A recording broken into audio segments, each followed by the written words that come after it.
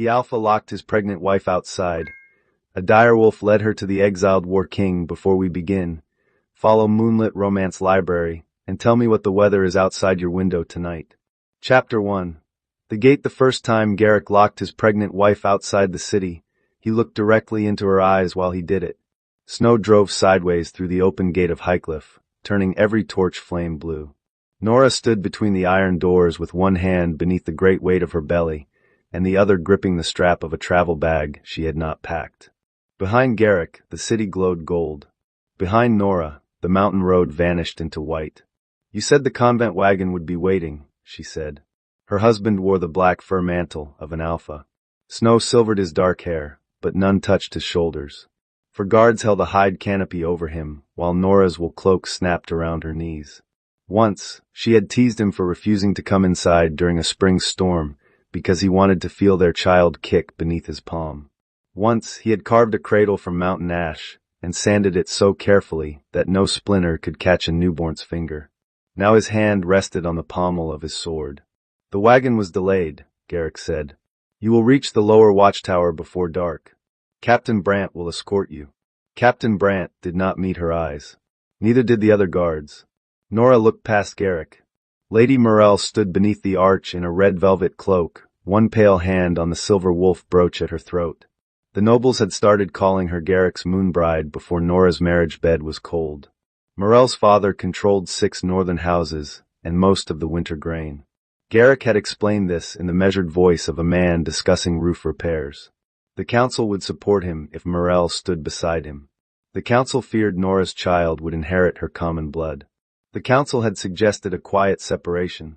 Garrick had agreed because a crown, apparently, was too heavy to carry with a promise in the other hand. Where is the escort? Nora asked. Brant finally looked at her. Shame moved across his broad face and disappeared. The alpha ordered me to remain at the gate. The child shifted inside her, a hard little heel pressing beneath her ribs. Nora breathed through the pain. She had delivered 32 babies in Highcliffe, including Brant's youngest daughter. She knew the difference between fear and labor. This was fear, but it would not own her voice. Garrick, she said, the watchtower is 4 miles away. The road is gone. You know the mountain. I know it well enough to recognize murder when it wears a clean cloak. Morel flinched. Garrick stepped closer. His voice dropped. Do not make this uglier than it must be. Nora stared at the man who had slept with his ear against her stomach. That would require talent beyond mine. His jaw tightened. He reached for her arm, perhaps to turn her toward the road, perhaps to offer one final performance of gentleness. Nora's patience, which had survived 9 months of nausea, council insults, and Garrick calling betrayal a political necessity, finally reached its natural end. She drove the heel of her boot down on his foot. Garrick cursed and bent. Nora brought her travel bag around with both hands. The iron birthing tools inside struck his shoulder with a sound like a church bell falling downstairs. Captain Brant choked. My apologies, Nora said. The child dislikes politics. Garrick straightened, furious and red-faced. For one heartbeat the wolf flashed in his eyes, amber and cruel. Then Morel touched his sleeve. Everyone is watching, she whispered. That mattered to him. Nora saw it matter. Garrick stepped backward and lifted one gloved hand. The gate chains groaned. Close it, he ordered. The doors moved. Nora did not beg. She hated herself a little for wanting to. She hated him more for knowing she would want to and doing this anyway. Through the narrowing gap, she saw Morel's face. Not triumph. Not pity. Something frightened and trapped. Then iron met iron. The bar dropped into place. Highcliffe disappeared. For several breaths Nora heard nothing but the storm and her own heart. She placed both hands over her child. Well, she whispered, your father has made a decision. Let us make a better one. She turned toward the mountain. The snow reached her calves within the first 100 yards. Her boots slipped on buried stone. The wind stole the feeling from her fingers, then from her cheeks. Every few steps she stopped and listened for bells from the watchtower. There were none. At the first bend, she found Captain Brant's idea of mercy. A canvas bundle tucked beneath a marker stone. It held one blanket, a flint, a skin of water frozen solid, and a strip of smoked venison. Nora laughed once. It came out sharp enough to cut. A feast, she told the child. We should have invited the council. She wrapped the blanket around her shoulders and walked until the city wall was a darker shadow inside the storm. Then something enormous moved behind her. Nora turned. A direwolf stood in the road. It was taller at the shoulder than her waist, gray-black beneath a crust of ice. One ear was torn. Its left foreleg dragged slightly, leaving an uneven trench. Pale eyes watched her from a face too intelligent to be comforting. Nora had heard old hunters speak of direwolves from before the wolf clans learned to wear human skin. She had assumed Exiled deserved most of the credit. The beast lowered its head. She reached slowly into the bundle and held out the venison. "I am larger than this piece of meat," she said. "I mention it only because I would like you to make a sensible calculation." The direwolf limped closer. It sniffed the venison. Then it snatched the entire strip, including the corner of the cloth, and bounded away. "Oh, excellent." Nora watched her last food disappear into the snow. "May it stick in your magnificent throat." The beast stopped. It looked over its shoulder with an expression of wounded dignity, as if she had insulted its table manners rather than accurately described them. Then it vanished. Nora walked on. 10 minutes later, pain tightened around her back and belly. She leaned against a pine, breathing carefully. Not labor. Not yet. But the child had dropped lower during the past week, and the storm was taking too much from her. She made it another quarter-mile before her knees struck the snow. The cold felt almost warm now. Nora knew what that meant. She pressed her forehead to her gloves. She thought of the cradle in Highcliffe. She thought of Garrick barring the gate. She thought of all the women she had ordered to stay awake while blood loss tried to pull them under. "No," she told herself. A low whine answered. The direwolf stood 5 feet away. Its muzzle was empty. Behind it, shapes emerged from the storm. Men and women in patched armor. Dozens. Then scores. Bows wrapped against the snow, shields on their backs, cloaks white with ice. They moved in disciplined silence around a wagon drawn by 2 shaggy elk shifters in harnessed beast form. 300 exiled soldiers filled the mountain road. The direwolf trotted to Nora, dropped her stolen venison at her knees, and sneezed snow into her face. Nora wiped her cheek. "Your apology needs work." The beast nudged her shoulder until she caught hold of its rough neck fur. It smelled of pine, smoke, and wet pride. A woman soldier hurried forward. "Easy, mistress. We have you." "Who are you?" "The Ash Guard." Nora had heard that name whispered in Highcliffe. The army exiled with the war king after Garrick's father accused him of treason. The soldier looked toward the direwolf. "Skull has not brought us a guest in 7 years. Mostly he brings boots." Skull gave a rumbling sound. "Stolen boots," the soldier clarified. Nora's vision blurred. "He stole my dinner, then returned it. That is practically a marriage proposal by his standards." Skull showed his teeth. The soldier raised both hands. "A friendship proposal." Nora might have laughed if the mountain had not tilted beneath her. The last thing she felt before darkness took her was the direwolf bracing his body against her fall. Chapter 2. The arrow. Nora woke beneath a pine shelter with a hot stone wrapped against her feet and the taste of broth on her tongue. The Ash Guard had built a camp inside a ring of boulders. Low smokeless fires burned under canvas. Soldiers moved with the weary order of people who had survived together too long to waste effort. Her travel bag rested beside her. Someone had cleaned the snow from it and placed her birthing tools in careful rows. Skull lay across the shelter entrance. His great head rested on his paws, but one pale eye opened when she moved. "You are blocking the door," Nora said. His eye closed. "I have known men who use silence more effectively." His tail thumped once. The woman soldier who had found her ducked under the canvas. She was perhaps 40, square-shouldered, with copper-brown skin and a braid hacked short at the jaw. "I am Captain Isra," she said. "You have been asleep for an hour. The child sounds strong. You listened?" "Our healer did." Then Skull listened and growled at anyone who came too close. Nora glanced at the beast. Possessive for a thief. Both pale eyes open this time. Isra offered a wooden cup. "Drink. We are bound for the western caves before the pass closes. You can travel in the wagon. I need to reach the lower settlements. The road is buried, the watchtower is empty, and something has driven every wolf clan out of the eastern forest. You would not survive alone." Nora had no argument that was not pride wearing a thin coat. She drank. The broth was rich with onion and meat. Skull's nose lifted. "No," Isra told him. His ears flattened. You had 2 bowls. Skull turned his face toward the storm as if betrayed by civilization. Nora noticed the dark stain beneath his left shoulder. He is bleeding. Isra's expression changed. He does that. Most living creatures do when wounded. He will not let anyone touch the leg. The arrowhead has been in him since the Night of Ashes. 7 years. Nora stared. That is impossible. Skull rose and limped away before she could examine him. He understood me. Skull understands everything, Isra said. He simply considers obedience a character flaw. The Ashguard moved before sunset. Nora rode in the supply wagon beneath 3 blankets while Skull paced beside the wheel. Every time the path narrowed, he pressed his shoulder against the wagon to keep it from sliding. Stole a sausage from a sleeping soldier, buried it under Nora's blanket, and looked offended when she discovered it beneath her hip. The storm deepened. Near midnight, a wheel cracked in a ravine.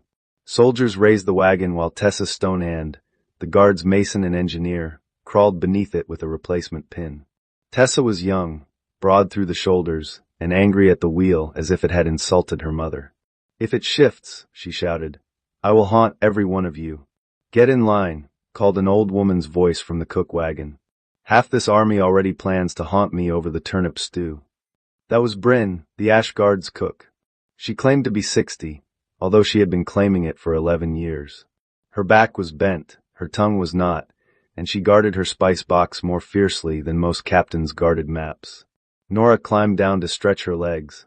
Skull vanished among the trees. He returned with blood streaking his shoulder. The beast stumbled. Nora moved before Isra could stop her. Skull. Down. He bared his teeth.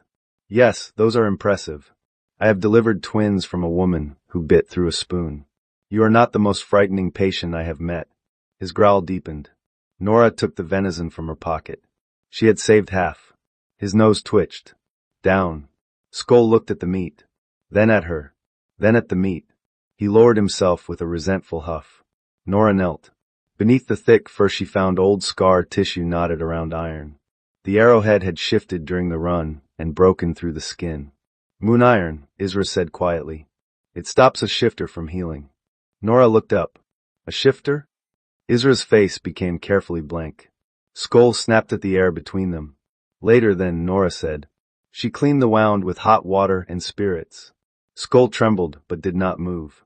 When she pressed around the iron, his claws cut grooves into frozen earth. This will hurt. His pale eyes held hers. I know you do not belong to me, she murmured. I am not asking you to obey. I am asking you to trust me for 10 breaths. After that, you may steal every sausage in the kingdom. One torn ear tilted forward. Nora took her narrow forceps from the birthing bag. Hold him, Isra said. No. He could take your hand. Then he would still have an arrow in him, and I would have been right about his judgment. Nora waited until Skull laid his head across her knee. She cut through the scar, found the iron, and pulled. Skull's body locked. A sound like thunder rolled from his chest. Nora kept her hand steady. The arrowhead came free, black and barbed, carrying 7 years of pain with it. For a moment no one breathed. Then Skull licked Nora from chin to eyebrow. The soldiers laughed. Nora sat back, wet-faced and indignant. That was medically unnecessary. Skull snatched the promised venison and swallowed it whole. And you did not taste it. He rose without limping. Joy moved through the camp, so suddenly that Nora felt it in her own chest. Isra covered her mouth. Tessa whooped from beneath the wagon and struck her head on the axle. Bryn shouted that if anyone broke the wagon while celebrating, she would feed them the wheel. Skull ran once around the camp, an enormous gray shadow finally balanced on 4 strong legs. Then he returned to Nora, circled her exactly 3 times, and lay with his back against her boots. It was not submission. She understood that. It was a debt accepted. Before dawn, Skull woke her by pulling the blanket from her body. Give that back. He dragged it toward the trees. Nora caught one end. The direwolf pulled. Nora pulled back. Her child kicked with apparent enthusiasm for the contest. I saved your leg. Skull released the blanket without warning. Nora fell backward into a snowbank. His mouth opened in what looked disturbingly like a grin. Then the ground shuddered. A distant howl rolled down the mountain, answered by another and another. Not ordinary wolves. The notes carried the broken rhythm of minds trapped in beast form. Skoll's humor vanished. He seized Nora's cloak and pulled her west. Isra listened, face hard. The maddened packs found our trail. Move. The guard abandoned the broken wagon and ran. Skoll did not lead them toward the western road. He plunged into a wall of thorn and snow, following a path no human eyes could see. Nora stumbled after him between black pines. The howls came closer. Branches clawed her cloak. A contraction tightened low in her belly, stronger than the last. Not now, she told the child. Skoll glanced back, then slowed enough for her to grip his fur. Warm air touched her face. Ahead, steam rose from a split in the mountain. Chapter 3. The bath. The cave smelled of mineral water, cedar smoke, and a man who had not expected company. Skoll pulled Nora through a curtain of steam and into a chamber lit by blue crystals. A natural pool filled the center. Shelves carved into the rock held folded clothes, weapons, and enough books to prove the owner either educated or dangerously bored. The owner stood waist-deep in the pool. He was very large. That was Nora's first clear thought. Her second was that he wore scars the way Garrick wore jewels, without apology and with the expectation that people would notice. Wet black hair reached his shoulders. Water shone across a chest built by war rather than vanity. One pale scar crossed his ribs and disappeared beneath the surface. His eyes were silver, the mark of a royal wolf. Nora had spent the last day being discarded, robbed by a direwolf, rescued by exiles, and licked in front of 300 soldiers. She had no patience left for a naked king.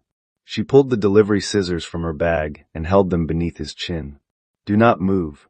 The man's gaze dropped to the blunt, curved blades. Then to her belly. Then to Skoll, who sat beside the pool with his tongue hanging out. I have encountered more romantic proposals, the man said. His voice was deep and calm, which annoyed her more than alarm would have. I am not proposing. A pity. I had begun to admire your confidence. Where is the western exit? Behind you. Blocked by an avalanche. The eastern entrance? Currently filling with my soldiers. Boots thundered in the passage.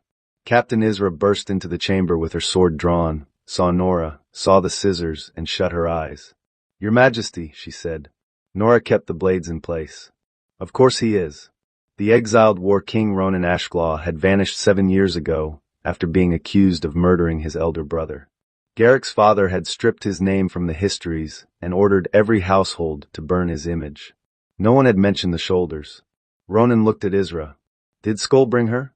Yes. Is she dangerous? She removed the moon iron from his leg. Ronan's amusement disappeared. He looked at Nora again, this time with a focus that felt almost like touch. Then she is welcome here. Nora lowered the scissors 1 inch. You have not answered my question. There is a north tunnel. It opens above the hot springs, but no pregnant woman is climbing it in a blizzard. This pregnant woman has had a disappointing evening and may surprise you. Ronan's mouth shifted. Not quite a smile. I believe that already. Skoll barked once and walked to a pile of clothes. He selected a pair of Ronan's trousers, shook them, and trotted toward Nora. No, Ronan said. Skoll dropped the trousers at Nora's feet. Nora looked down. Does he often dress your guests? He often steals my belongings. The hospitality is new. Ronan climbed from the pool. Nora turned so quickly that her hip struck the stone shelf. 2 books fell into the water. You may put on clothes now. A generous concession. Behind her cloth rustled. Nora fixed her attention on a crystal formation shaped like a turnip. She was a healer. She had seen naked men. She had seen dead naked men, drunk naked men, and one mayor who had become naked while sleepwalking through the harvest fair. None of them had made the back of her neck feel warm. You may turn, Ronan said. He wore black trousers and was pulling a linen shirt over his head. The shirt caught briefly across his shoulders. Nora looked away 1 heartbeat too late. His silver eyes noticed. Her body, which had spent months feeling like public property, startled her by remembering it was also a woman's body. She lifted her chin. Your tunnel. After you eat. I am not your prisoner. No. You are my guest. Guests eat. Prisoners complain about the onions. Bryn entered carrying a kettle. Everyone complains about the onions. She took in Ronan's wet hair, Nora's scissors, and the drowned books. Good, the old cook said. Something finally happened in this cave. The Ash Guard crowded into the hot spring chambers while the storm sealed every exit. Bedrolls covered ledges. Armor steamed beside mineral pools. Tessa discovered that one wall rang hollow, and immediately began striking it with a hammer until Bryn threatened to put the hammer in the stew. Nora sat near the fire with a bowl balanced on her belly. Ronan sat opposite her, holding a flour sack in the crook of one arm. She watched him bounce it gently. "Should I ask?" Isra said I was holding it incorrectly. "It is flour. It is roughly the weight of a newborn." "A newborn has a neck." Ronan went still. Nora bit the inside of her cheek. "Show me," he said. She set down her bowl and adjusted the sack. "Support here. Not like a shield. A baby does not generally attack from the left." "You have not met my family." Nora laughed before she could stop herself. The sound surprised everyone nearby. Tessa looked over. Bryn's eyebrows rose. Even Skoll lifted his head from the entire roasted haunch he had somehow acquired. Ronan's expression softened. Nora withdrew her hands from the flour sack. His fingers brushed hers, rough and warm. The contact lasted less than a second. Her pulse behaved as if it had been given alarming news. "Why are you practicing?" she asked. Ronan looked down at the sack. "The Ash Guard has buried too many people and welcomed too few. I would prefer not to drop the next one." There was no claim in the answer. No assumption that Nora's child belonged in his arms. That unsettled her more than presumption would have. Skoll approached and dropped the roasted meat into Nora's lap. Grease soaked through her blanket. Ronan stared at the empty serving board across the cave. "That was mine." Skoll leaned against Nora with the satisfied air of a matchmaker who had completed difficult negotiations. "He believes I need it more," Nora said. "He has stolen every portion of meat I have received since you arrived. Perhaps he dislikes you." Ronan tore off a piece from the haunch in her lap. His fingers brushed the inside of her wrist. "He has slept at the foot of my bed for 12 years. Skoll sneezed. Bryn called from the kettle. "That is not a denial." Laughter moved through the chamber. For the first time since the gate closed, Nora felt warm somewhere the fire could not reach. Chapter 4. A city beneath stone. By morning, the contractions had stopped. The storm had not. Ronan led Nora through the north tunnel to a ledge overlooking the western valley. Snow covered the ruins below, but steam rose in thin white ribbons from cracks in the earth. "The old quarry," Nora said. "Blackstone," Ronan replied. "Abandoned after an earthquake 40 years ago." Beyond the quarry lay a frozen road crowded with people. Families pushed handcarts through the snow. Children rode on bundles. Old men leaned on spears too rusty for war. Nora recognized Highcliffe cloaks among them. Refugees. "Garrett doubled the winter tithe 3 weeks ago," Ronan said. "Villages that could not pay lost their grain. They have been crossing into the western lands ever since." Nora gripped the ledge. Garrick had told her the stores were full. He had said the new levy was necessary to impress Morel's father, who would release his grain once the marriage contract was signed. How many? Nearly 800. More behind them. Where are they going? There is nowhere to go. Below, a woman fell beside a cart. No one had strength enough to lift her. Nora turned toward the tunnel. Ronan caught her elbow. "The path is ice." "Then hold on." His hand tightened. He was close enough that she felt the heat of him through 2 layers of wool. The wind lifted a strand of her hair across his mouth. He removed it carefully, his knuckles grazing her cheek. For one suspended moment neither moved. Skoll shoved his enormous head between them. Nora stumbled back. Ronan closed his eyes.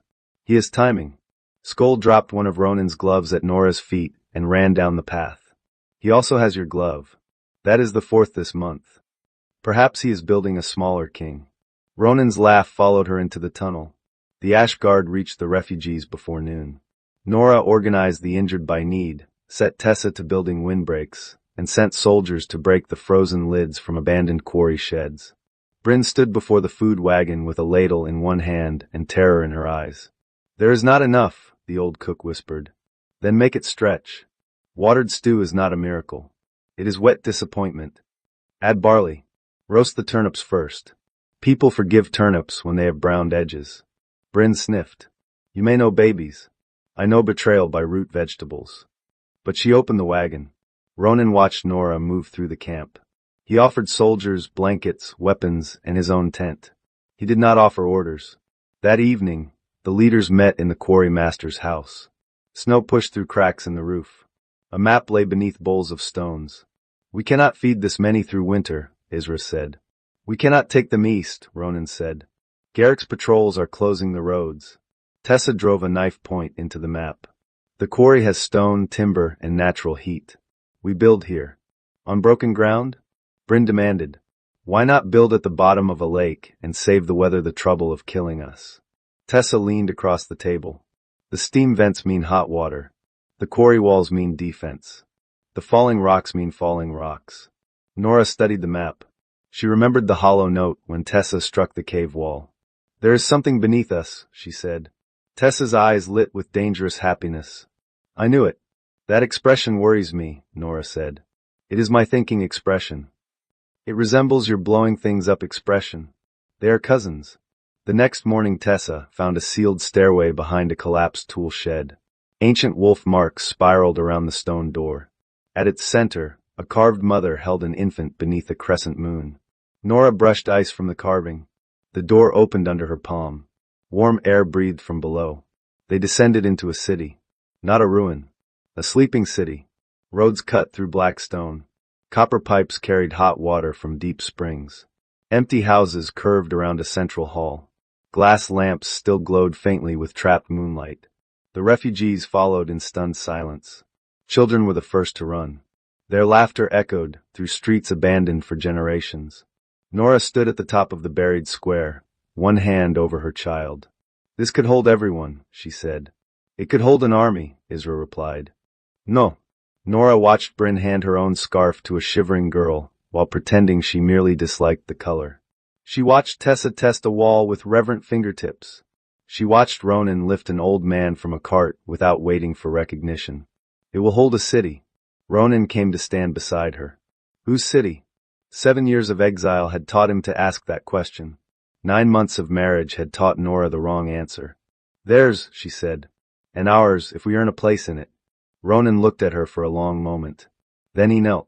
The exiled war king placed his sword across his palms before the midwife Highcliffe had thrown into the snow. Tell me where to build, Nora Vale. She looked down at him. Start with a kitchen. Bryn is threatening to kill us with turnips. From the stairway, Bryn shouted, I heard that. Ronan smiled. By nightfall, the first fires burned in the buried city. Above them, on the eastern ridge, a black banner appeared through the snow. Garrick had sent riders. Chapter 5. The husband at the door. Captain Brant entered Blackstone under a white flag and with 6 soldiers whose boots were too polished for a rescue mission. Nora received them in the old market square. Tessa had converted the fountain into a forge. Bryn had claimed a bakery large enough to frighten her, and 200 refugees were carrying stone, timber, bedding, and babies in every direction. Blackstone had been awake for 3 days. It already sounded alive. Brant looked around as if he had expected a camp of starving exiles and found a future instead. Lady Nora, he began. Midwife Nora will do. He swallowed. Alpha Garrick commands your return. Tessa stopped swinging her hammer. Ronan stood 10 feet behind Nora, speaking with Isra. He did not move, but every soldier in the square seemed to become more attentive. Commands? Nora asked. Brant unfolded a parchment. He states that your departure was a misunderstanding caused by the storm and the council's concern for your health. The gate misunderstood me? Nora, did the iron bar also become confused? One of Brant's soldiers coughed into his fist. Brant lowered the parchment. He wants his child safe. Nora felt the words land where Garrick intended. She remembered his palms spread over her stomach, his eyes wet the first time the baby kicked. Love had existed between them.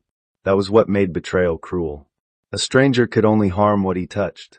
Garrick had known where everything tender lived. His child was safe inside me when he locked us outside, she said. Did he forget we traveled together? He has prepared rooms. The cradle is in the south nursery. For one dangerous second, Nora saw it. Pale ash wood, carved moons, the tiny wool wolf Garrick had bought from a market stall and hidden badly behind his back. Ronan came to her side. He did not touch her. Do you wish to hear the rest? He asked.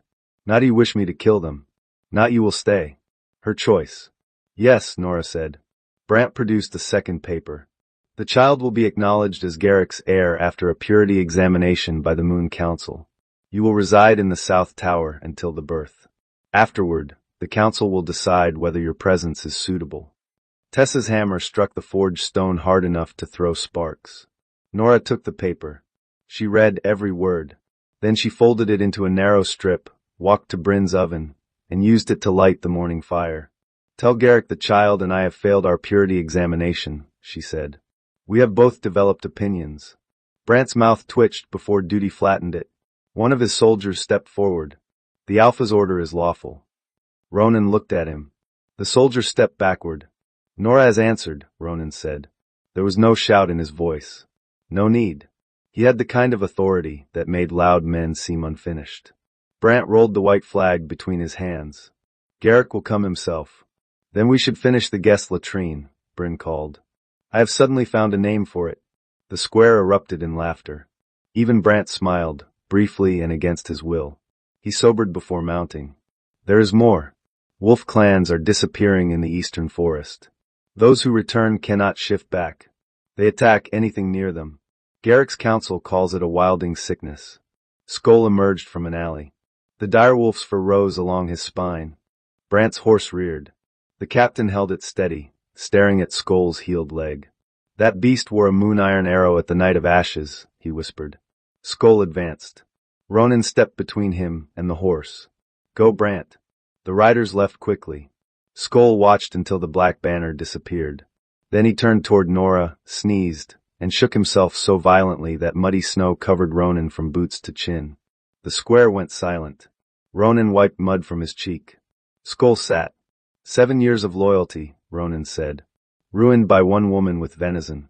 Nora rubbed Skoll's torn ear. You may be expecting too much maturity from him. Skoll leaned his entire weight against her. Nora staggered into Ronan. Ronan caught her at the waist. His hand spanned the curve above her hip. Her palms landed against his chest. Beneath wool and leather, his heartbeat changed. The market noise faded around her. Ronan's gaze dropped to her mouth, then lifted. Steady, he said. She was not sure whether he meant her or himself. Skoll trotted away with Ronan's glove. Chapter 6. The wolf who owed a life Blackstone grew by argument. Tessa wanted walls before roofs. Bryn wanted roofs before walls. Isra wanted watchtowers. The refugees wanted beds, doors, bread, wells, tools, and one quiet hour in which no soldier demanded anything from them. Nora gave each family a vote at the evening council. The first vote established food portions. The second established work crews. The third prohibited Tessa from storing blasting powder beside Bryn's flour. They are clearly labeled, Tessa protested. One says B and the other says B, Bryn replied. Blast and bread. Both end badly when you misjudge the heat. Ronan sat at the edge of the council rather than its head. Men who had followed him through 7 years of exile glanced toward him before every vote. Each time, he looked at Nora instead. It was a quiet transfer of power, repeated until people stopped asking whether a midwife could lead a city and began asking what she wanted done by morning. Nora wanted a clinic near the hot water pipes, a nursery beside the kitchens, and escape tunnels cleared before anyone built a throne room. There will be no throne room, she said. What shall we call the central hall? Asked a carpenter. Bryn lifted her ladle. The place where everyone complains. The name survived. On the 7th night, a scream woke the city. Nora grabbed her scissors and ran barefoot into the corridor. Soldiers crowded around Skoll. The direwolf convulsed beside the hot spring, fur rippling as though wind moved beneath his skin.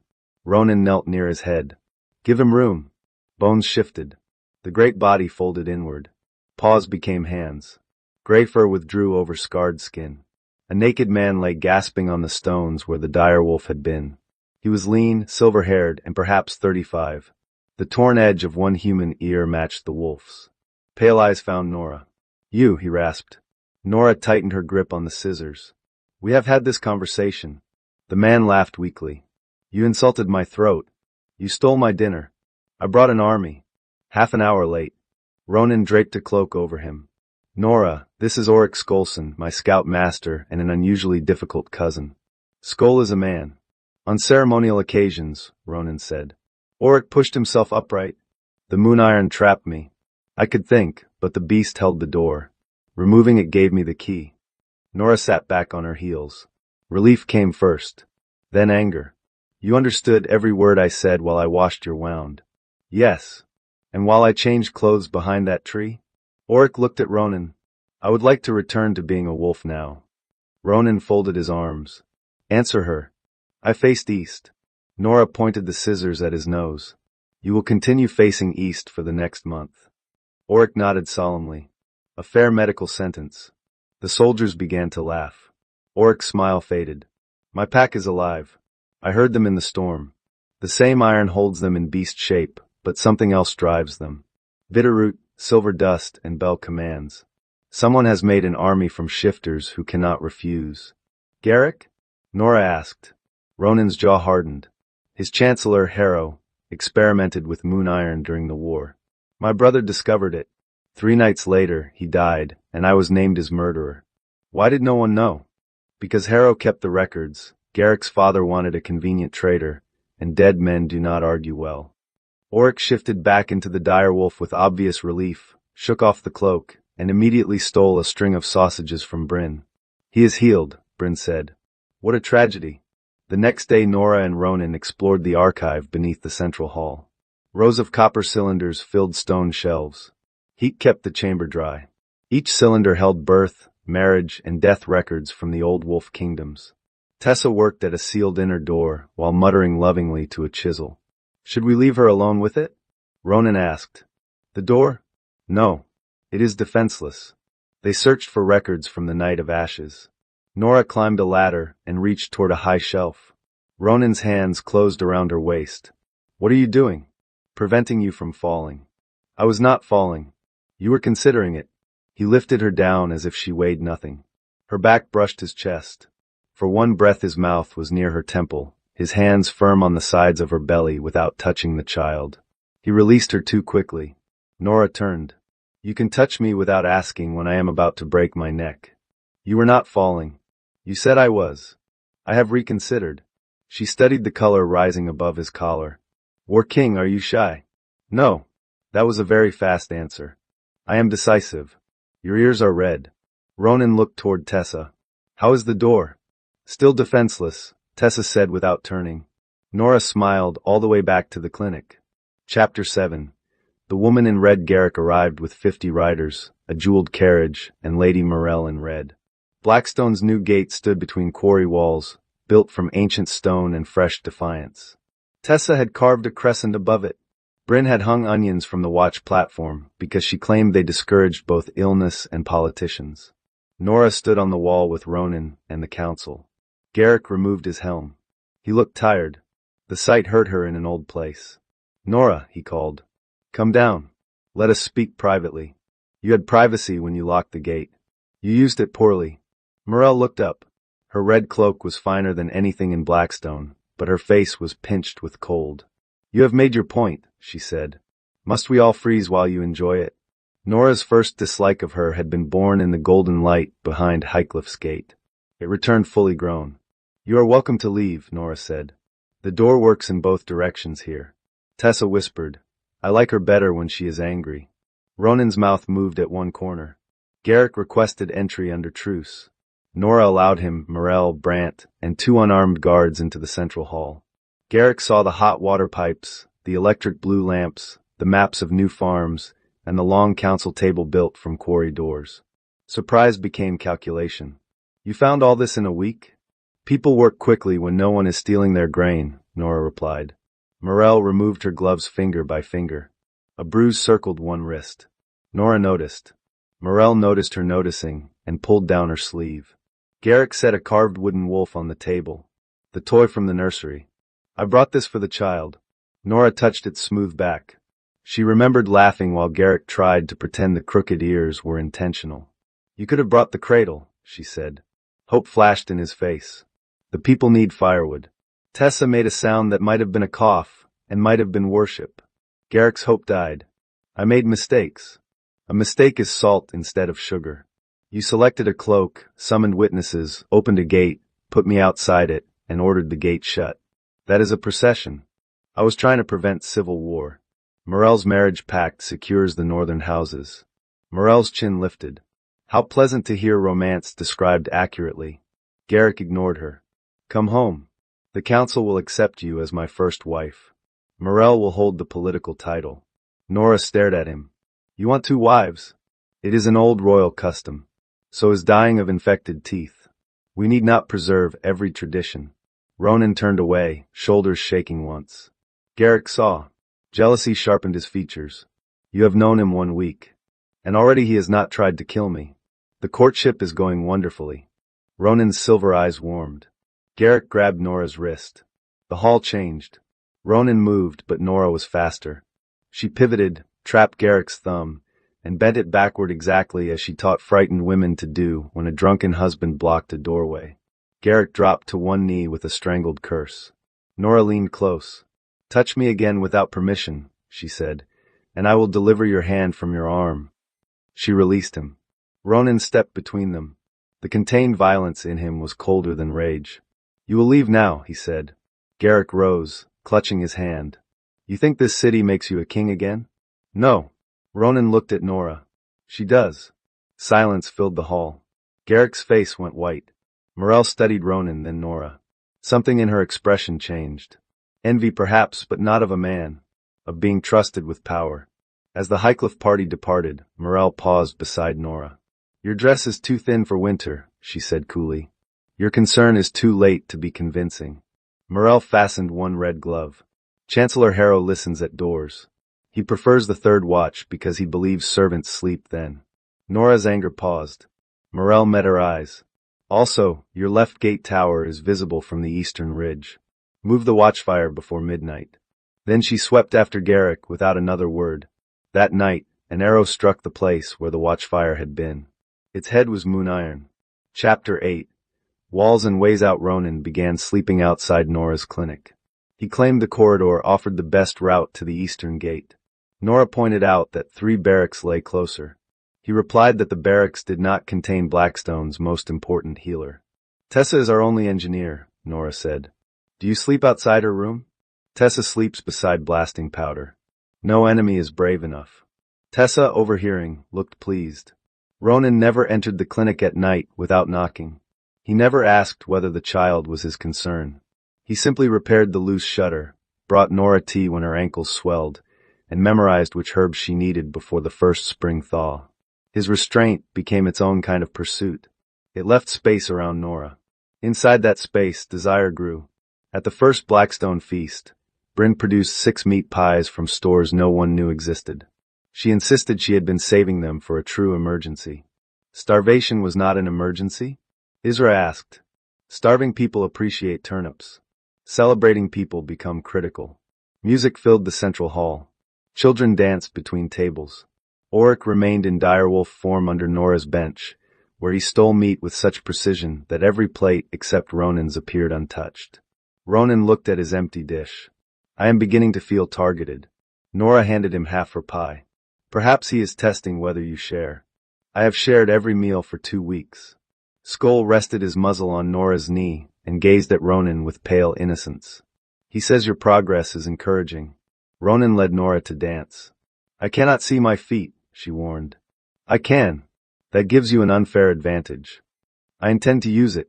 His hand settled at her back. Her fingers rested inside his. He guided her slowly through the crowd, adjusting each step to the weight of her belly. When another man came too close, Ronan's arm tightened almost invisibly. Nora looked up. Was that jealousy? Crowd control. The blacksmith is 70. A vigorous 70. She laughed. Ronan's gaze lowered to her mouth. The music softened. Nora, he said. He gave her time to step away. She did not. His thumb traced the edge of her jaw. The touch was so gentle it made her ache. Garrick had once kissed her as if affection gave him ownership. Ronan touched her as if permission were a gift he could lose. Nora rose onto her toes and kissed him. For 1 heartbeat, he remained perfectly still. Then control broke.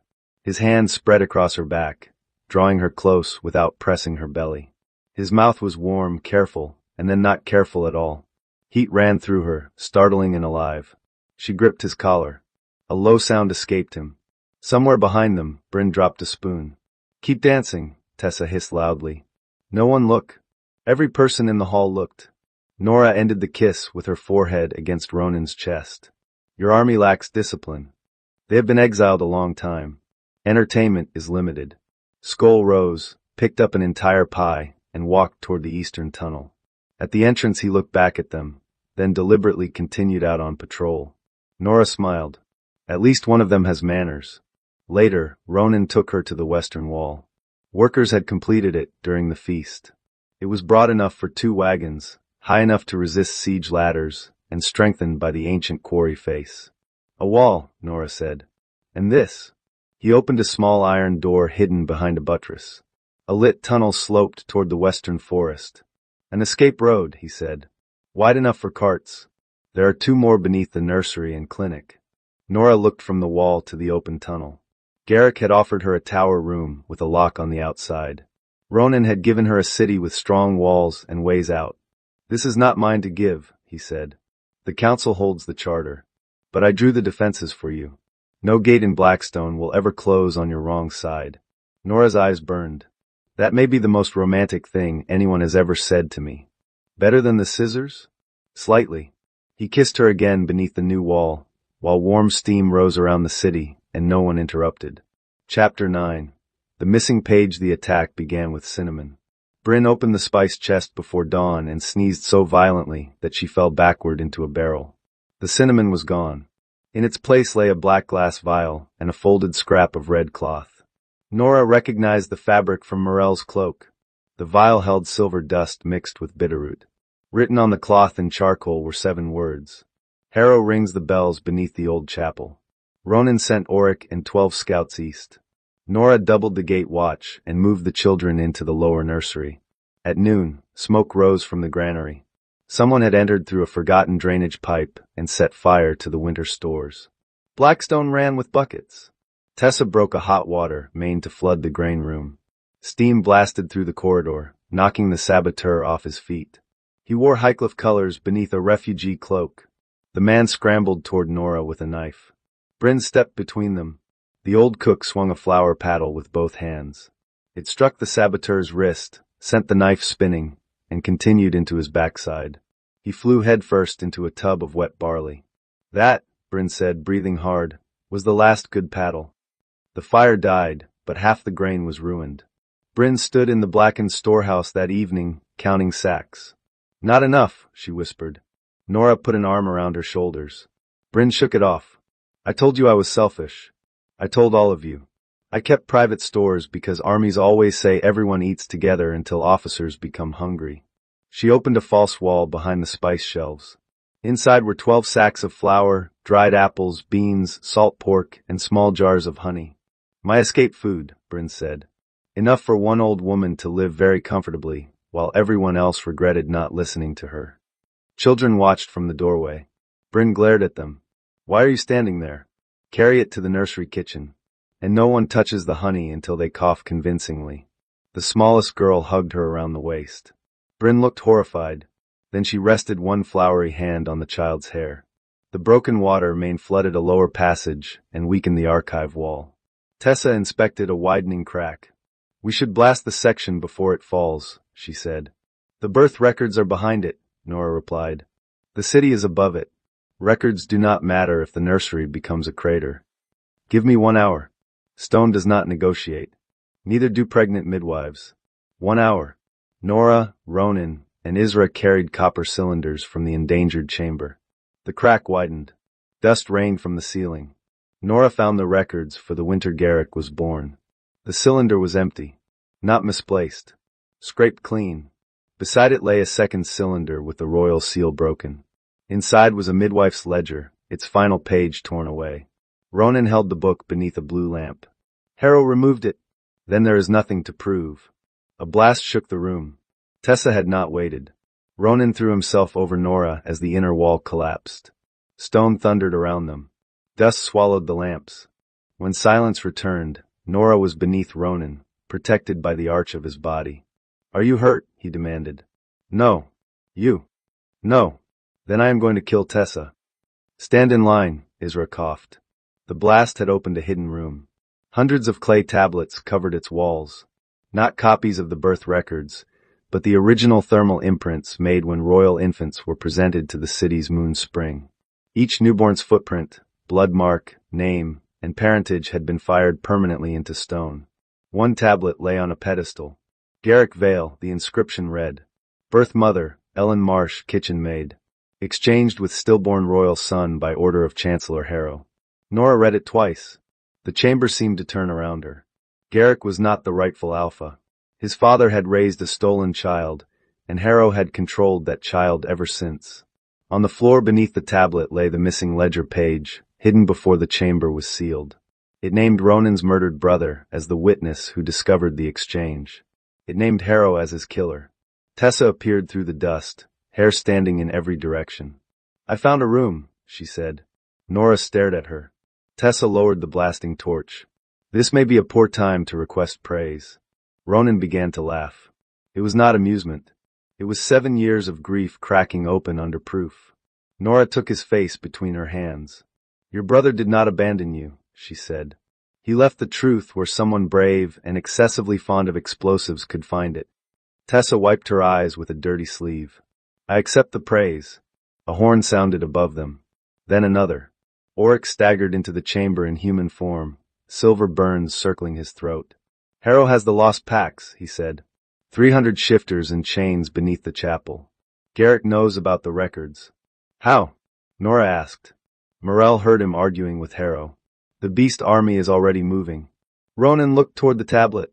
They are coming to kill Nora. No, Oryx said. Garrick ordered Harrow to spare her. Nora understood before anyone spoke. Garrick was not sending the horde to murder his wife. He was sending it to destroy the city that proved who he really was. Chapter 10. The choice before battle. Blackstone's council met while alarm bells shook dust from the ceiling. 300 controlled shifters approached from the east. Harrow's soldiers marched behind them with silver command bells.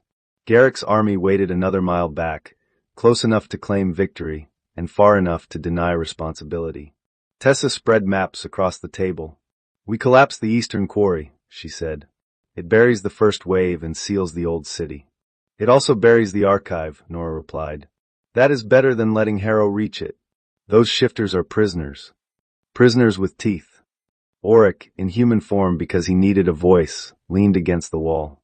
The silver burns on his throat made each breath painful. My sister is among them, he said. My pack. Children I taught to hunt. They will tear this city apart if the bells order it. Tessa looked at him, then at the map. For once, no quick answer came. Bryn placed the last food count on the table. If we retreat, we can carry 4 days of bread. If we remain, perhaps 7. If Tessa blows up the kitchens, we shall become a story people tell when they wish children to behave. I said the eastern quarry. Your explosions travel. They are sociable. Ronan stood beside Nora. Armor covered him from throat to knee, black steel marked by 7 years of repair. He had not claimed the central chair. He turned to her in front of the captains, the council, and every frightened face in the hall. What do you want me to do? He asked. Hold the city, lead the retreat, or kill our way out. The question became silence. Garrick would have announced a plan and called disagreement betrayal. Ronan had commanded armies larger than Highcliffe's population, yet he asked the woman who would bear the consequences. Nora looked at the maps. She was tired. Her back ached. The child rested so low that every step felt like carrying a stone between her hips. Fear pressed at her ribs. Fear was information, not an order. All 3, she said. Isra holds the wall. Bryn moves the children and anyone who cannot fight through the west tunnel. Ronan takes a strike force through the north passage and destroys the command bells. Tessa prepares the quarry charges, but she does not fire unless the wall falls. Tessa opened her mouth. The archive stays, Nora said. So do the captive wolves. We save both. That may be impossible. Then you finally have an engineering problem worthy of your expression. Tessa stared at the map. Slowly, unwillingly, she smiled. I can redirect the hot spring vents, Nora continued. Bitterroot trapped Oryx in beast form. The antidote for bitterroot poisoning is sweet fern, charcoal, and heat. We have all 3. If we fill the eastern trench with medicated steam, it may weaken Harrow's control. May? Isra asked. I generally test medicine on 1 patient before giving it to 300 charging direwolves. Today is crowded. Ronan's silver eyes held hers. Pride shone there, but also worry he was trying to hide. You will remain below. Nora raised one eyebrow. He exhaled.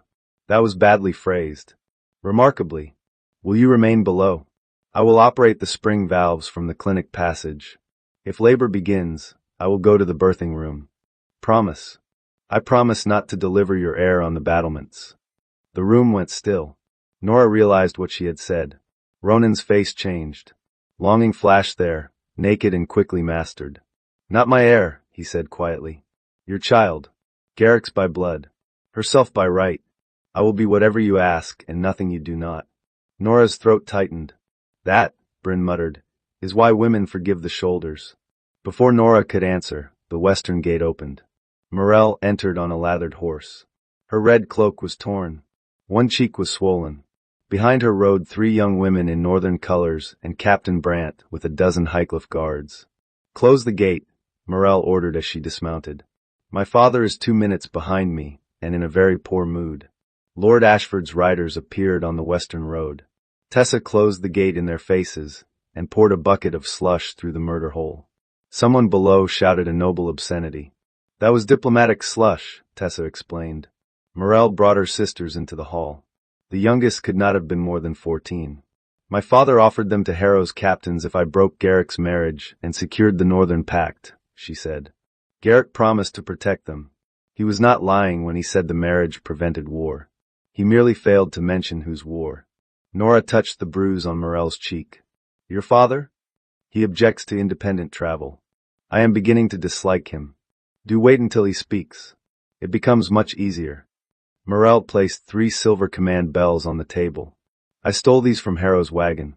They each control a company. The bells are tuned to the moon iron collars. Destroying them may free 100 shifters. Oric picked up one bell.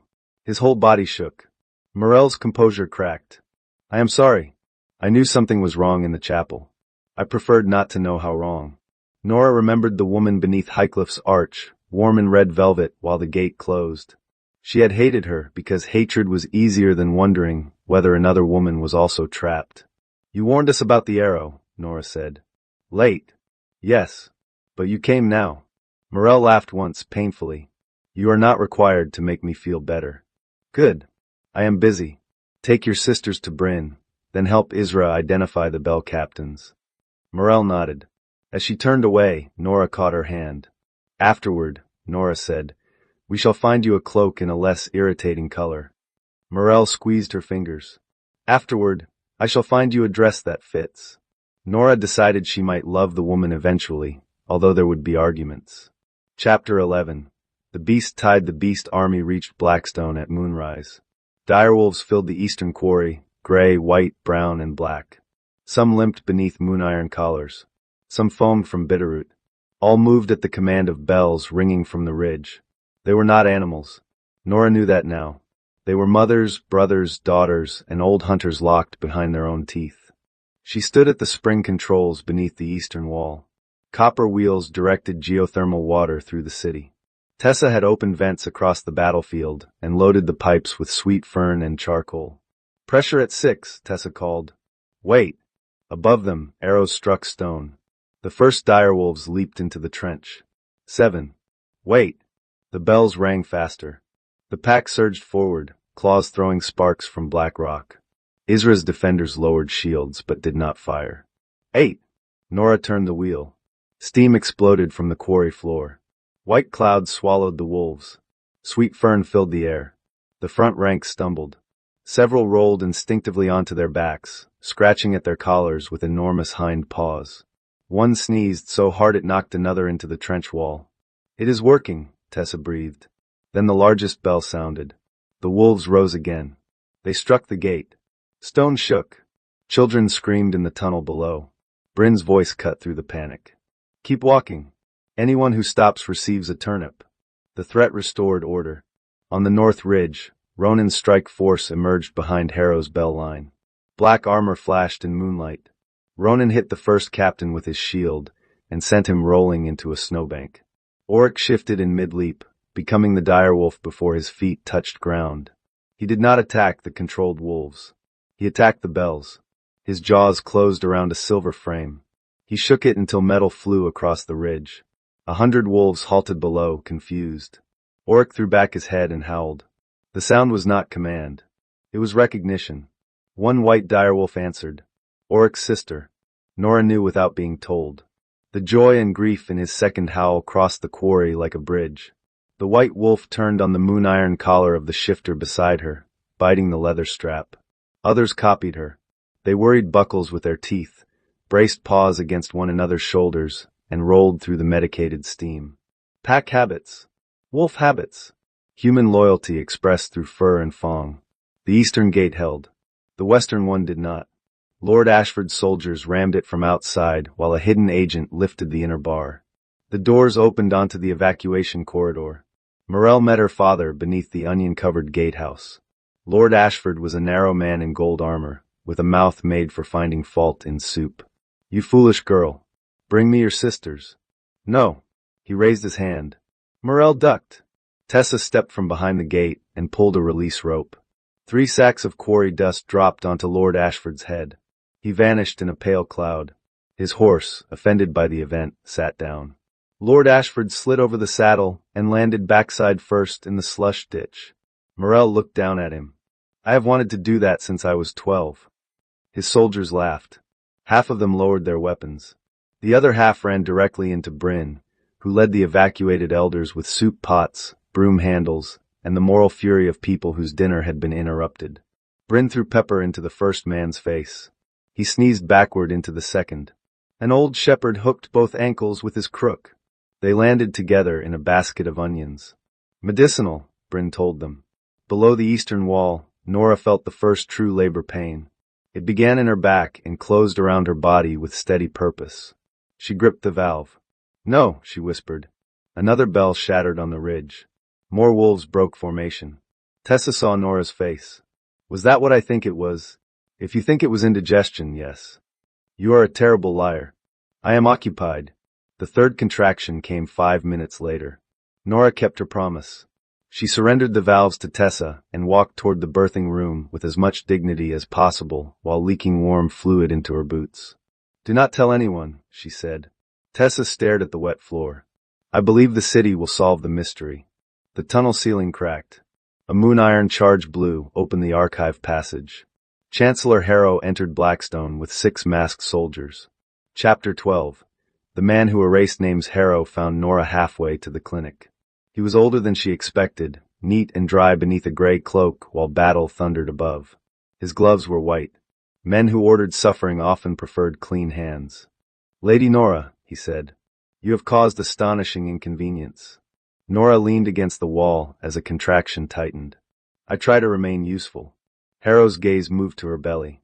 "Garrick's sentiment has complicated matters. He was told you would reach the watchtower. Brant was told to leave supplies. Everyone believed precisely what allowed them to sleep. And you?" "I sleep very well." His soldiers moved toward the archive. Nora blocked the passage. Harrow sighed. "You are in labor. You are observant for a man who misplaced an entire prince." His expression hardened. "Garrick was a kitchen maid's unwanted child. I made him alpha. I gave the kingdom stability. Blood is merely a story powerful families tell about themselves. For once we agree." Harrow smiled. "Blood does not make a father," Nora continued. "Or a king. What a person does when someone weaker needs them does. You failed your own test." Harrow reached for her. Nora picked up the nearest object, a wooden birthing stool, and rammed it into his knees. The Chancellor folded with a shocked grunt. She brought the stool down over his shoulders, trapping his arms through its legs. "An undignified throne," she said, "but suitable." His soldiers lunged. Ronan hit them from behind. He came through the smoke like the old stories of war made flesh. One soldier struck the wall. Another lost his sword and discovered the floor. Ronan caught a spear shaft, snapped it across his knee, and swept 2 men into the hot water channel. They surfaced sputtering, unhurt, and thoroughly cooked in their own pride. The last soldier ran. Ronan reached Nora. His hands hovered over her face, shoulders, belly, afraid to touch before he knew where she hurt. "Tell me." "Labor. No injury." "Harrow is wearing a stool." Ronan looked at the Chancellor. "I noticed." Harrow twisted beneath the stool. "The archive is already burning." Smoke rolled from the hidden chamber. Ronan turned toward it. Nora caught his wrist. "The tablets are clay." The ledger page is in my clinic safe. Save the living. A howl of pain sounded above. Auric! Ronan's duty pulled toward the wall. His heart remained in his eyes. Go, Nora said. I will not leave you. I have Isra, Tessa, Bryn, Morel, half the mothers in Blackstone, and a chancellor trapped in furniture. Your wolves need you. You need me. Yes. She pressed his hand to her cheek. So return. He kissed her once, hard and brief. Then he knelt before her belly. Small one, your timing is terrible. I respect it. Nora laughed through the next pain. Ronan rose and handed Harrow to 2 arriving guards. Put him in the grain press. Do not crush him.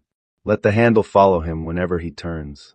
The old machine was designed to roll barley beneath a padded beam. Harrow spent the rest of the battle crawling in circles while the beam bumped his backside every 3 steps. No one allowed him to stop. Ronan returned to the wall. Nora reached the clinic. Bryn arrived carrying blankets, hot water, and 3 terrified young women who had never seen a birth. Where are the children? Nora asked. Safe in the west chamber with Morel's sisters. I left them all the honey.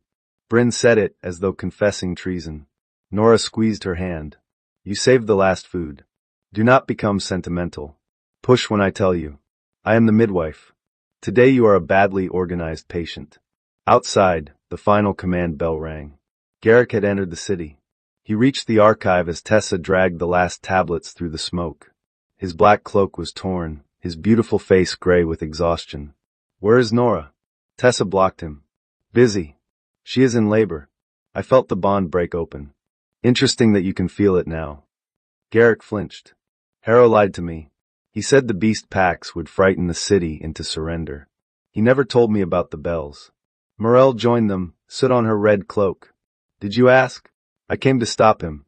After his army entered the gate, she said. You have a gift for arriving when courage becomes less expensive. Garrick saw the tablet bearing his name in Tessa's arms.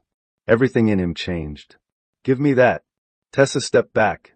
It will destroy Highcliffe, Garrick said. The houses will tear each other apart. Thousands could die over a dead infant and a kitchen made no one remembers. Then tell them the truth before Harrow tells them a better lie, Morel said. Garrick reached for the tablet. Nora appeared in the archive doorway. She should have remained in the clinic. She knew this. Every sensible thought in her body had been outvoted by the sight of Garrick's hand closing over the record he had sent an army to destroy. Bryn followed with both hands raised to heaven. I have lost control of the patient. Garrick stared at Nora. You should be lying down. You should be legitimate. We are both disappointed. He held out his hand. Come with me. I can still protect you and the child. Nora looked at the man who had once carved a cradle through 3 nights because he wanted their baby to sleep somewhere made with love. Did you ever love us? His face broke. Yes. Then why was it never stronger than the next frightened thing a powerful man told you? Garrick had no answer. The truth was worse than no love. He had loved her and still chosen himself. He snatched the tablet from Tessa and raised it over the hot water channel. Nora took the carved toy wolf from her pocket. She had carried it since his visit, uncertain why. She threw it. The wooden wolf struck Garrick squarely between the eyes. He staggered. Tessa caught the tablet. Morel hooked 1 foot behind Garrick's ankle and shoved. The alpha of Highcliffe fell backward into a vat of purple cloth dye. He came up gasping, black hair, black armor, and royal face dripping violet. For 1 perfect second, no one spoke. Then Bryn said, the color improves him. Nora laughed so hard another contraction bent her double. Garrick climbed from the vat. He looked at her, at the tablet, and at the women standing between him and every lie he wanted to keep. His shoulders lowered. I am sorry, he said. Nora believed him. It changed nothing. Open the eastern gate, she told him. Order your soldiers to break the remaining collars. If you want to be sorry, do something expensive with it. Garrick bowed his purple head. For the first time in his reign, he obeyed her. Chapter 13. The Child of Blackstone. The last command bell broke as Nora began to push. She heard it through the clinic walls. 1 silver note cut short, followed by hundreds of wolves howling their own names back into the night. Ronan and Auric led the freed packs against Harrow's remaining soldiers. Garrick opened the eastern gate and ordered Highcliffe's archers to lower their bows. Morel took command of the northern riders after Lord Ashford, still coated in quarry dust, tried to escape on foot, and slipped into the onion cart. The battle ended not with a final charge, but with collars being cut from throats. Inside the clinic, Nora had no interest in military symbolism. "I cannot do this," she gasped. "Nonsense," Bryn said. "You're already doing it very loudly." Isra supported Nora's shoulders. Tessa held one hand and allowed 3 fingers to be nearly broken without complaint. Morel arrived in time to hold the other. "You look terrible," Morel said. "Your cloak is still irritating." "Good. Stay angry." Nora bore down. Pain became the entire world. Then the world opened. A baby's cry rose through Blackstone.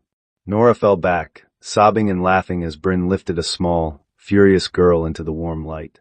Dark hair lay damp against the baby's head. Her tiny fists opened and closed as if already demanding an explanation. "A daughter," Bryn said. Nora took her child against her chest. The baby's crying stopped. So did the howling outside. For one strange heartbeat, the whole city listened. Then wolves answered with a softer chorus. Ronan reached the clinic door and stopped there. Blood darkened one sleeve, but he stood straight. He did not enter. "May I?" he asked. Nora had never loved him more than in that doorway. "Come in." He crossed the room and knelt beside the bed. "I'll strip the war from his face." "She is very small," he whispered. "Your flour sack was larger." The flour sack was less alarming. Nora shifted the child. "Would you like to hold her?" Ronan's hands trembled. The exiled war king who had broken a spear across his knee looked ready to flee from 8 pounds of sleeping infant. "Support the neck," Nora reminded him. "I remember." He took the baby carefully. She opened gray-blue eyes, considered him, and seized one of his fingers. Ronan stopped breathing. "She has me," he said. "You can survive it." "I am not certain I wish to." He looked at Nora over the child's head. Love stood plain in his eyes now, with no demand hidden beneath it. "I will not take her father's name," he said. "I will not ask her to call me anything.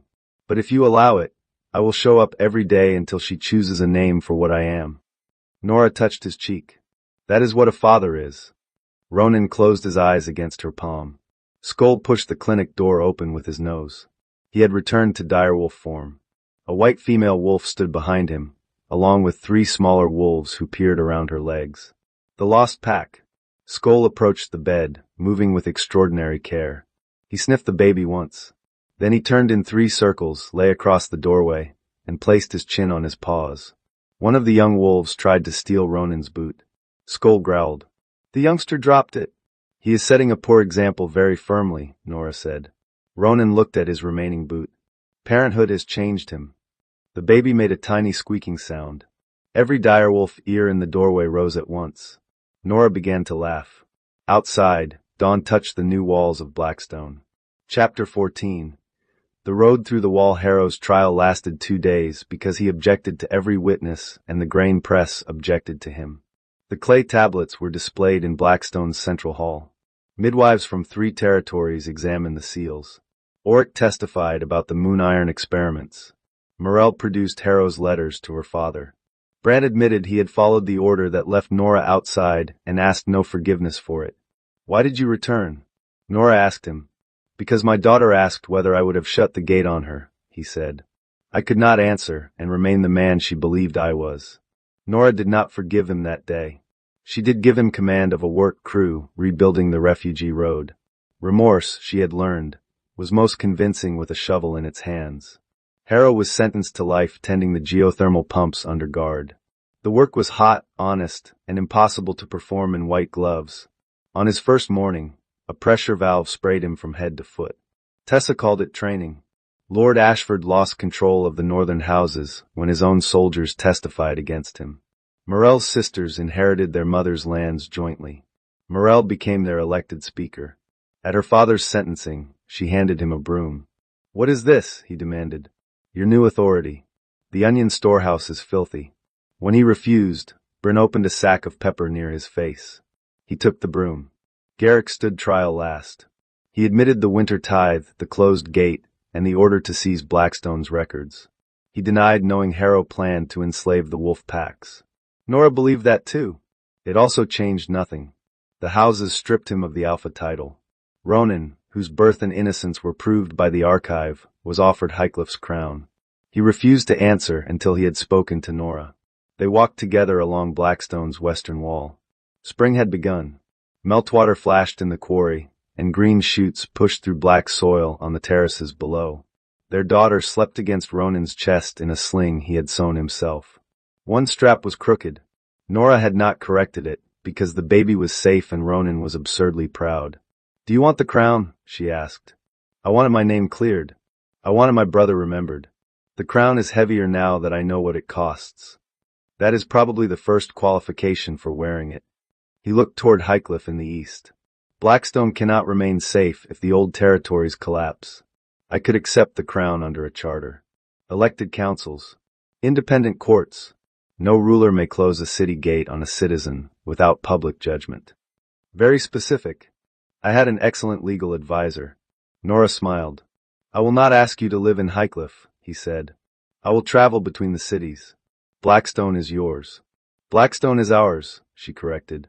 "All of ours. And you?" The question held more fear than any battle had put in his face. "I am my own," Nora said. "That is why I can choose you." Ronan stopped walking. She took a small cord from her pocket. A carved wolf-tooth charm hung from it. The tooth was polished bone, made by Tessa because Nora refused to pull a real one from any member of the pack. "Your daughter grabbed this before anything else," Nora said. "Bryn claims it means she will become a warrior. Morel says it means she has expensive taste. What do you say?" "I say it is the first gift she chose. For the man who chose to stay without claiming us." She tied the charm around his neck. Ronan touched it, eyes bright. "Nora Vale, will you marry me? Do I receive another wall?" "As many as you want. And doors? More doors than walls. Every one opens from both sides. Then yes." His kiss was interrupted by their daughter waking in the sling and making a noise like an indignant goat. Ronan looked down. That was a significant moment. The baby yawned. "She remains unmoved," Nora said. They married at Blackstone's western gate, the one that opened toward the road out. Tessa wore blue and cried while denying it. Bryn baked a honey cake large enough to threaten public safety. Morel arrived in a green cloak simply to prove she could accept criticism. Oryx served as Ronan's witness in human form for the vows, then shifted back before the feast so formal trousers would not interfere with stealing meat. He did not interrupt the wedding night. Ronan had assigned the entire Direwolf pack to patrol the farthest northern ridge, along with enough sausages to hold their interest. Months later, Garrick came to Blackstone alone. He wore no fur mantle. His hands were rough from road work. Purple still stained one lock of hair near his temple, a detail Bryn considered justice with excellent endurance. Nora met him in the public garden while Ronan held the baby near the fountain. Garrick looked at his daughter, but did not approach. "She is beautiful," he said. "Her name is Alara. May I know her?" Nora studied him. She remembered the cradle. She remembered the gate. Both were true. When she is old enough to understand who you are and what you did, she may choose. Until then, you may send letters. I will keep them. Pain moved across his face. "And you?" "I chose." He looked toward Ronan. The War King did not posture or bare his teeth. He adjusted Alara's blanket and waited for Nora to finish her own conversation. Garrick finally understood the difference. "He is a better man than I was," he said. "He is a better man than you chose to be." Nora did not say it cruelly. Truth no longer needed poison to protect her. Garrick bowed and left by the open gate. Nora watched until he disappeared down the road. Grief touched her gentle now, for the young man he had been and the family they might have made. Then Alara squealed. Skoll had placed Ronan's ceremonial glove on the baby's lap. Ronan looked at Nora. "He stole that during my coronation." Skoll lay down with his back to them, torn ear tilted toward the conversation. Alara waved the glove triumphantly. Nora crossed the garden to her family. Behind them stood a city with walls strong enough to shelter love. Before them waited a road wide enough to let love remain free. Follow Moonlit Romance Library and tell me what weather waits outside your window tonight.